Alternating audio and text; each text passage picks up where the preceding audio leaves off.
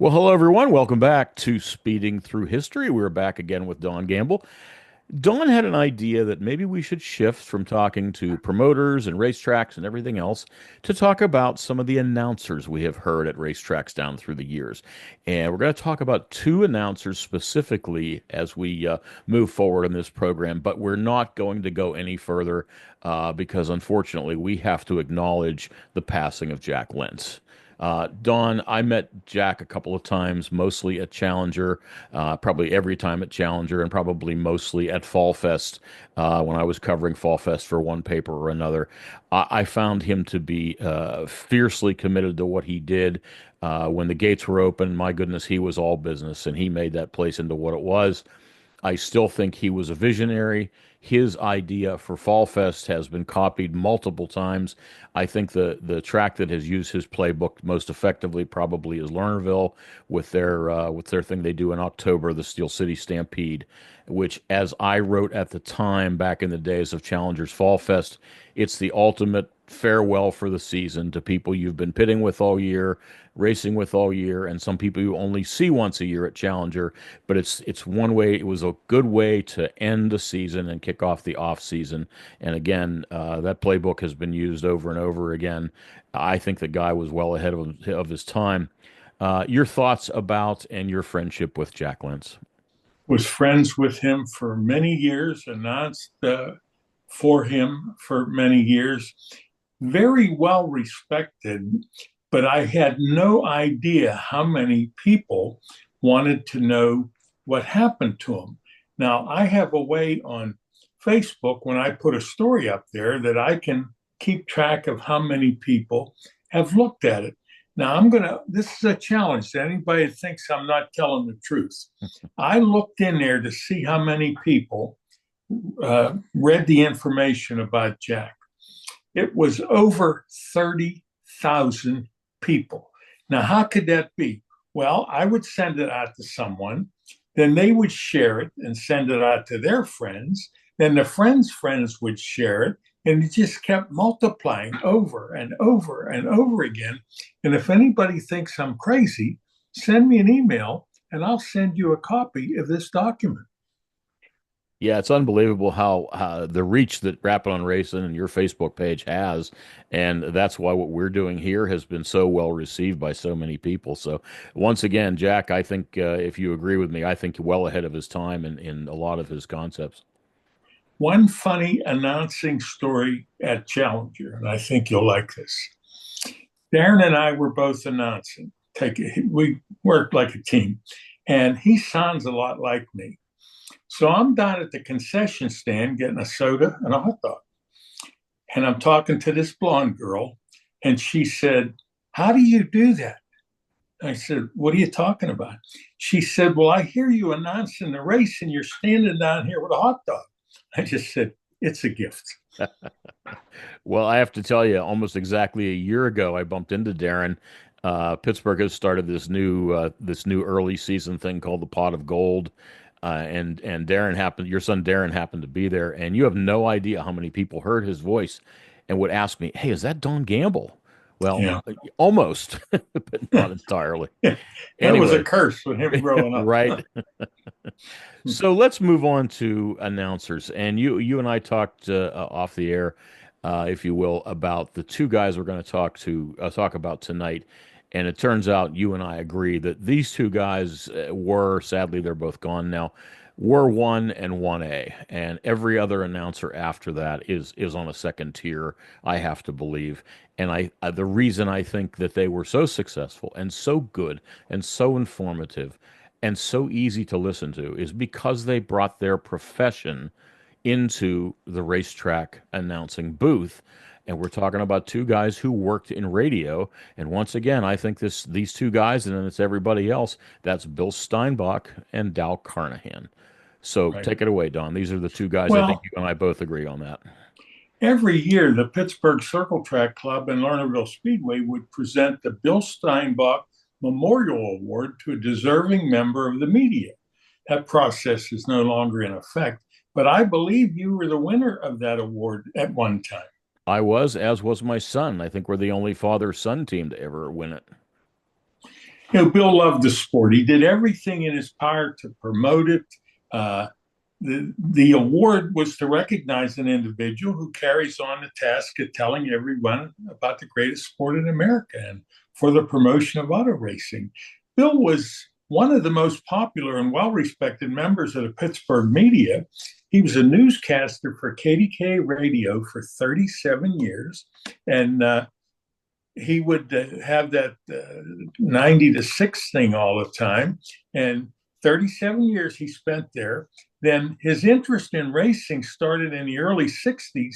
And at one time in his career, he was calling races at Heidelberg, South Park, Greater Pittsburgh, North Hills, and Lernerville. Try to imagine it. And I used to kid Pat, his wife at the time. I said, "You actually raised a family?" And she said, "Yeah, it that's I mean five or six racetracks." You announced, I announced, it's not, a lot of guys really make it look easy. How in the world do you keep five racetracks straight in your head? I With don't the know. sponsors and the drivers' sponsors. I mean, it just, what an incredible mind the guy had. He must have had a stack of notes. But his resume was something else. He started at KDK after he graduated from Duquesne University. That was in 1956. Then he worked in Washington, D.C. for a bureau group with Group W stations during the late 50s. And then he came back to KDKA in 1960. And so many people would set their I don't know if you could record at the time, but they would make sure that they were available when Bill was on there, so they could hear what he was talking about. Yeah, there wasn't any question. I mean, how many women and men, I hate to be sexist about it, but how many families around the country spent their time from 4:30 to 6 every afternoon while they were making dinner listening to Bill Steinbach in 90 to 6? Yeah. Well, he retired in 93. He had 4 terms as president of the Pittsburgh Press Club and was a member of the national board of the American Federation of Television and Radio Artists. He passed away at age 63. But it's kind of interesting. My connection with him even went deeper than that. My announcing career started one night at North Hills Raceway. I went up in the booth. Carol Gamble was a scorer there, and Bill had a commitment with the Pittsburgh Press Club for a meeting, and it was on a Thursday night. And he asked me to fill in, and I said, I never did anything like this before. I mean, what do I do? He said, if you can look out the window and talk about what's going on there, it must be easier than standing in front of 25 juvenile delinquents in a classroom. So I said, okay. But then it got complicated when I mentioned it to my crew, because that night we had a very successful evening. I mean, we won the helmet dash, the pursuit, and the feature, and they didn't like that. But I was as good as my word. So every month on a Thursday, I would take the night off and announce. And I finally got comfortable with it. And I'm in that second tier of people. But it was just such a pleasure to be his friend and work with him and help him when he needed help. Yeah, really, again, setting the bar for everyone that came after him. But again, I think you would agree what I had mentioned was part of the reason he and Dow, and we'll get to Dow in a minute, were so successful at what they did is this was their profession. The Right. rest of us are something else. I think you being a teacher lend itself to your being able to do exactly what he said. If you could talk to 25 students live in front of a classroom, you can certainly talk into a microphone when everybody's back is to you when you're calling a race. Everybody else that we know, Eric Westendorf is an educator. I drive a truck. Tyler Harris does it sort of full time now, but Tyler was a machinist. I mean, this is a sideline for something else. Randy May, who we all remember well, I knew he used to work up at Hyde Park Foundry back in the day, in a foundry. No, none of us except these two that I'm aware of were actually radio professionals and doing this on the side. Correct. Yeah, Dow graduated from Westminster College, and for over 30 years, he had several numerous roles at WCNS radio in Latrobe, and it included the morning news anchor, talk show host, operations manager. He was sort of ran the whole program there, and he was the voice of the Latrobe Wildcats football and basketball, St. Vincent Bearcats football and basketball, and the Lernerville Speedway. And later on in this discussion, we'll cover a little bit more about all these teams. But unfortunately, he passed away at age 56, and that was in April of 2016. And at his funeral, Greg Braun was there. He was in the audience, as were many, many people. And we asked if anybody wanted anything to say. And he stood up and he said, Dow's responsibility for the Pirates broadcast was to give them 3 minutes of whatever it was that they were talking about. And he said every week when Dow turned his in, it was 3 minutes right on the dot. He was so professional. And the smoothest voice of, I think, Yeah. anybody I've ever heard at a racetrack. Well, my description of him, and I think people agree with that, if he made you feel like he was sitting beside you in the grandstands and just talking about the race. And he made all the people listening very comfortable with his delivery. You talked about how we lost Al way, way too young. 2014, he wrapped up his career at Pennsylvania Motor Speedway, and the Mileys reached out to me, and I had Dow's ear for a year, my first full season. And one of the things you just mentioned is exactly what he said to me. Talk to them like you're sitting next to them on the bleachers. Let them know what you're thinking. Tell them, Yeah. oh, look what just happened there. Don't be. You don't have to go be Mr. Radio all the time. And he really, really put me at ease. And not only was he a great announcer, great radio guy, a pretty awesome teacher too. Well, he was in Pittsburgh for 27 years, and then he was at Lernerville for 12 years. So, and he actually, when he moved from Motordrome to Lernerville, that was a big step. He did some on track, and then he worked. Dutko, I believe, was the announcer at the time, and he worked with Mike Dutko. And then one night I was talking to Mike Dutko. He was announcing at Lernerville, and Vicki Emig asked me if I knew anybody she could contact about announcing at Mercer. And I said to him, we come down from the press box and we're talking. I said, Mike, would you be interested? He said, I don't think so. I said, well, let me ask you this. How long does it take you to get from home to Lernerville? He said, about an hour and a half. How long would it take you to get to Mercer? He had this funny look on his face. He said 15 or 20 minutes. Right. That was when he went to Mercer. Yep. And he was at Mercer a long time, Mike Dutko was, wasn't Yeah. Yeah, until he passed away. A good announcer, and again, would be in his second category. It was funny. Dow was inducted into the Pittsburgh Circle Track Hall of Fame in 2012, and when he came up and we were going to do the induction, he said, I don't deserve to be here. I'm just an announcer. I said, you have no idea how much you deserve to be here. Then, when in 2015 he was recognized by the Pennsylvania Association of Broadcasters for outstanding radio coverage of local sports, and his events for his play-by-plays, St. Vincent College basketball, the PAC championship game. He received the PAB's award for outstanding local news broadcasting. And eventually he was put into the Latrobe Hall of Fame with a couple of other people that were pretty impressive. Arnold Palmer and Mr. Rogers. Yep. Yeah. And, He comes from Dow. something in the water in Latrobe. Three really impressive people to come out of the Latrobe area for sure. We Yeah. we decided, a group of us, to have a tribute for him. And in May of 2016, they fired up sprint cars, did the hot laps, yak, yak, yak, yak. And then all the drivers or competitors came to line up on the front straightaway to honor him.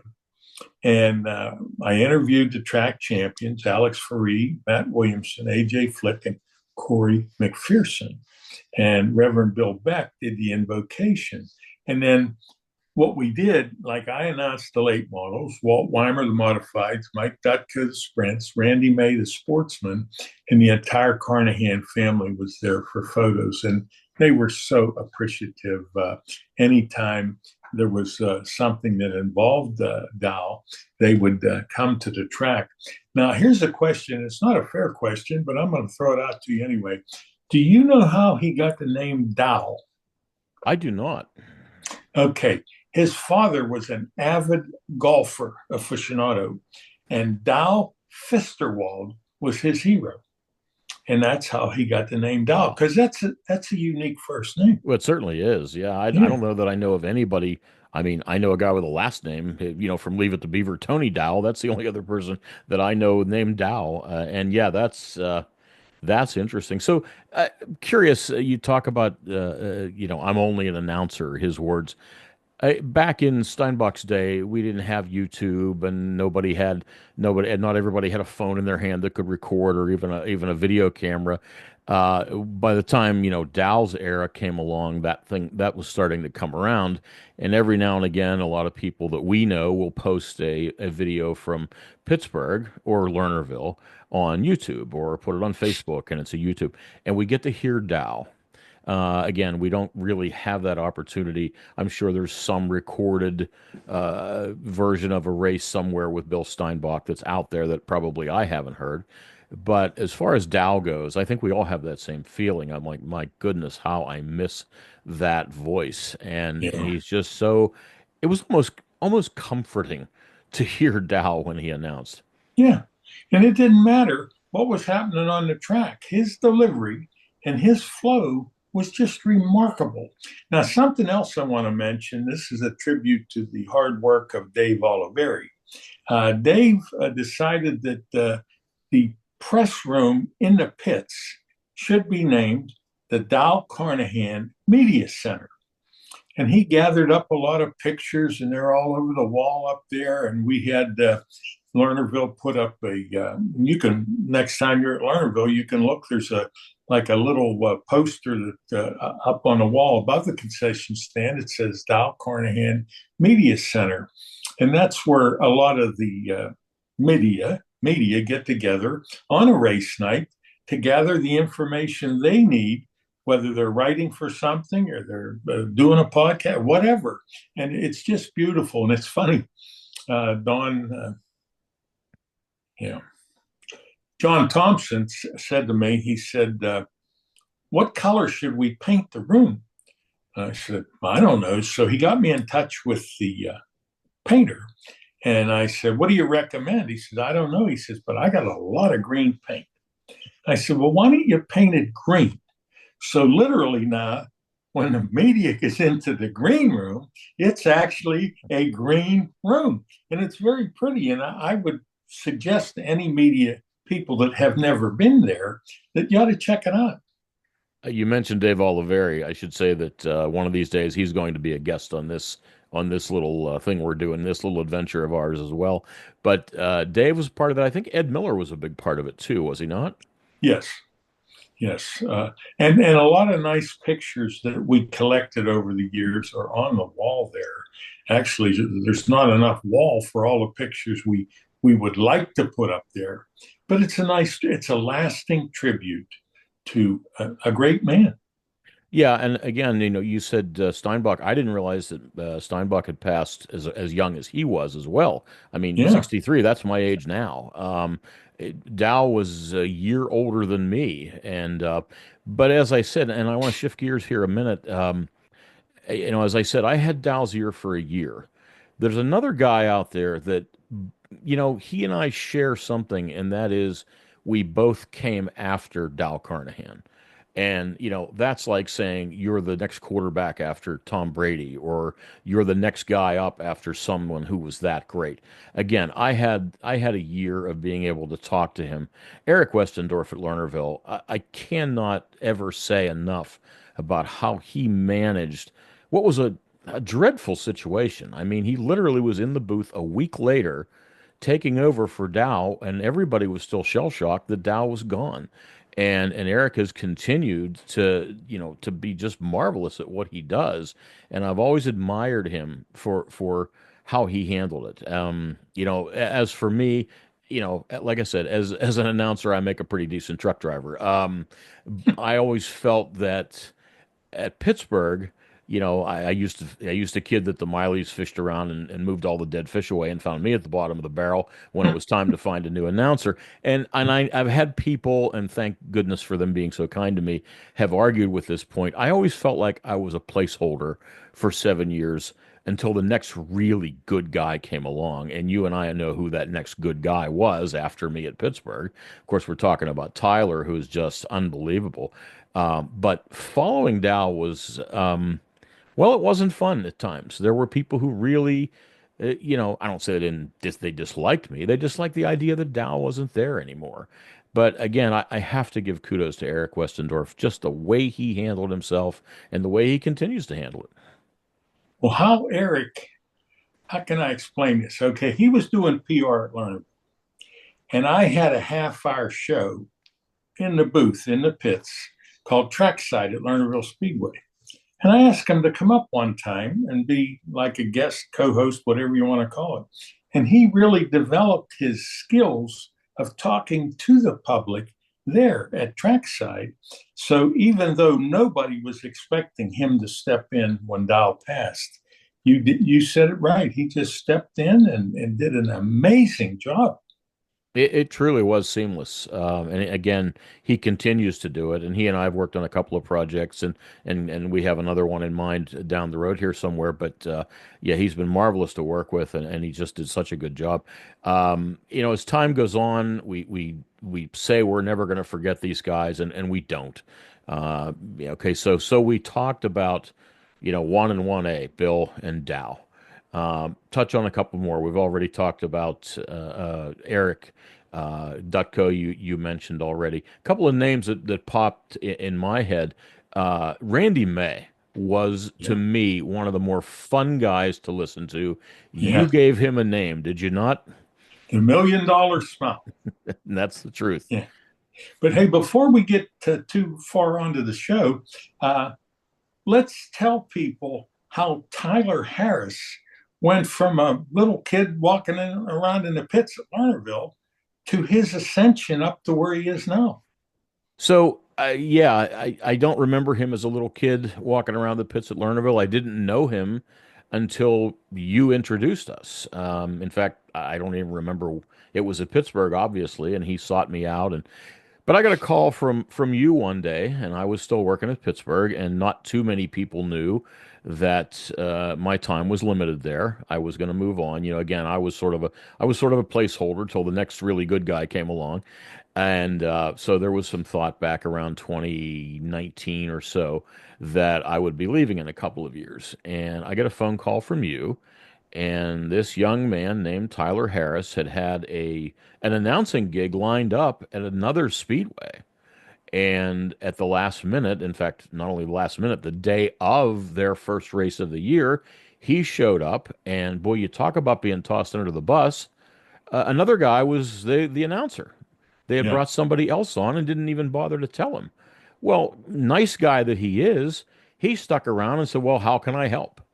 And he Yeah. helped at least that night. Well, you gave me a phone call and told me that story, and you said, "Could I use somebody like this?" Well, boy, howdy, could I use somebody like that? Because by then, my 100-year-old knees were really starting to get tired of those bleachers going up and down and doing Victory Lane interviews. I was using guys like Dave Oliveri, Bill Steinbach III, a few other people helping me out doing Victory Lane interviews, and I thought, boy, here's a built-in guy to do just that. And so brought Tyler in. He was doing a lot of my victory lanes for me. As time wore on, I think my wife and I had this idea that 2020 would be my last season at Pittsburgh. and we agreed on that in the off season. Well, then 2020 showed up and the pandemic came with it. And God bless my wife Maria. She said, "No, no, we're not going out on this garbage year. We're going to go out on a better year. Let's go one more." So when 2021 came along, we hit every memorial race without any rain. I did my very first 9/11 tribute because it was the a Saturday night was the 20th anniversary of 9/11. I started my Boy Scouts of America nights there, which I still do. And 2021 became a really, really good year. And Tyler was doing more and more. I was handing him the mic up in the booth more and more. You start with the young guns, and then it's the hobby stocks, and pretty soon he was announcing about half the night. And on Friday of the Pittsburgher of 2021, I walked around and I found about a dozen or 18 people that I was pretty close with. And I said, "Listen, I got to tell you something." And they're like, "What's going on?" And I said, "Well, that Tyler Harris, this young man, has been kind of tagging along with me and doing this and doing that and announcing some." And I said, "I have to tell you, to steal a line from the very first Men in Black movie, I have to tell you, I'm not training my partner. I'm training my replacement." And by 2022, he had taken the mic. And yeah, that little kid that used to bump around the pits at Lernerville has become remarkable in what he has done. Now, the operations manager at Pennsylvania Motor Speedway, and whether he's directing most of the stuff that's going on there as far as the off-season work or not. Obviously the group that bought the speedway have been wonderful, but working with him and being sort of an ear that he needs once in a while. I'll get a phone call from him through the season, asking for some advice here and there. But the guy is just remarkable. Well, his situation there with the landscaping, uh, he spends about half of his time in the office dealing with that, and then the other half, the later part of the week, and then on race night, he's devoted full time to, I guess you could say, race director. And when I said little kid, I didn't mean like. I guess to me he was little, but he was probably a teenager Sure. when I got to know him. And what a wonderful job! I have only one problem with your explanation about Jim Zufall being a placeholder. These years you spent down there wasn't a placeholder; it was doing an outstanding job and creating a situation where Tyler could move into the air chair. Yeah, and I really feel like those last few years that the Mileys held on before they sold it, it was sort of a partnership between us. And I have to say, while we're talking about it, the Miley family, my goodness, people had things to say about the Mileys. They always do. You remember the good old race stud and all the Yeah, arguments about Pittsburgh, and people just need to shut up. yeah, The Mileys took me and my family in as if I were family. In fact, the other day, I called how do I describe Sis Miley as my third grandmother. Sis had a birthday the other day, and I called her up on the phone and talked to her, and I said, "Boy, how do I miss our Saturday at midnight chats in the office after the races were over?" Again, the Mileys took me in like family, and I couldn't thank them enough. is she like 95 or something? Yes, yep, turned 95 Yeah. about a week and a half ago. Yep. What a wonderful lady. And now she stays back, and from the best of my knowledge, she watches it on the Cushion or whatever their video service is. She just finds it way easier to sit at home and watch at home instead of sitting in all the dirt and the yucky office and everything else. So it kind of works out for her pretty well. Yeah. Let me tell you a quick story about Sis Miley. When way back, maybe first couple of years I was at Pittsburgh, Matt Miley came to my son Aaron and handed him 4 security cameras and said, "Can you install these?" Well, they were from Costco. And they weren't, I don't want to say they were garbage, but they were more, home type security cameras. Well, my Right. son's in the business. And he said, "No, I'm not going to install this junk. You're going to install anything. We're going to install what I sell you, and I'll sell you at cost." And he did that. Well, they put 4 security cameras up. And like most of Aaron's other clients, when they get something, they realize they can't have enough of it. So they just kept adding and adding and adding. And, one of the most biggest fans of those security cameras was Sis Miley. She would watch them. She would watch them work during the week. Yeah. and she very much enjoyed what was sit home what was going on. So yeah, Well, she's just a gem. and then one of those cameras is down at Smokey's box down in the pits, and isn't that Yeah, how they get a lot of information back and exactly. forth? Before they started the system they're with now, Aaron aimed a camera right at the chalkboard. And then Yeah. we had monitors up in the booth where we could see the chalkboard. So your lineups weren't being called up and down on a radio so much. We could just walk over and look at it on the monitor. And that was something I know Lernerville copied that eventually, and I'm sure other tracks have done the same thing. Now, we've moved on to everything's digital and a lot things are a lot easier now. And but that was a simple little solution to something that it just was so hard to get the lineups. You know what the booth is like in any racetrack. It's Right. noisy. There's everybody's talking. You're trying to hear somebody holler up numbers from the booth. Yeah, it's a lot of changes happened from the time I walked in 2015 till now. And a lot of that had to do with, and I'll give credit to my son where it's due. Him and his friends, Corey Griswack is still working there as the timing guy, and a few others have came on board and really, upped the game at Pittsburgh, and a lot of other tracks have come along as well too. So racing is different than hand scorers and flagmen standing on the flagmen standing on the track and Smokey walking out in the traffic. I mean, it's a different animal now, and thank goodness. Well, your son Aaron brought Pittsburgh into the 21st century, and a lot of the equipment that he bought, he would like get I don't know at a fire sale, but he would all the computers and things that are now up in the press room. Where did he get all that stuff? Hey, a lot of it was Goodwill. Goodwill had a computer center down in Lawrenceville for a long time. He got a lot of it there. I remember a comment Matt made. Matt saw a picture. Matt Miley, of course, in his health, he never, I know he was rarely, if ever, up in the press box. So it's just, I mean, you've walked those steps enough. Nobody needs to walk those steps if they don't have to. Uh, he remembered what it looked like years and years ago. The only computer that was in there when I showed up was Cheryl had a laptop so that she could connect to the transponders. Um, by the time Aaron was done with it, Matt looked at a picture of the inside. He goes, "Oh my goodness, it looks like NASA," because there Yeah. were just so many computers and monitors and everything else. Yeah, there's no question the place needed upgraded, and they did it. So we were going to talk about announcers. We can talk some more. We haven't decided what we're going to do next time, but we're out of time for tonight. And Don Gamble has once again been our host. Oh, Don, plug your podcast. Plug Rapid on Race, and I have not done that enough. Well, it's Rapping on Racing and G. Well, I'm giving you the email. It's rappingonracing.com. And one of the shows I'm going to play prior to Pittsburgh opening was a 2016 interview I did with Smokey Shemp. And it's very interesting. And a lot of those things, and that was many years ago, are still pertinent. So that'll be the next thing that we deal with in the next week or two. Perfect. We're going to keep prying into Don Gamble's brain here as we go along. We'll move on to another subject next week, but it's been a great pleasure to have you all these many weeks, Don. We're going to keep doing it. Thank you, everyone. You've been watching Speeding Through History. I'm Jim Zufall. Join us again next time.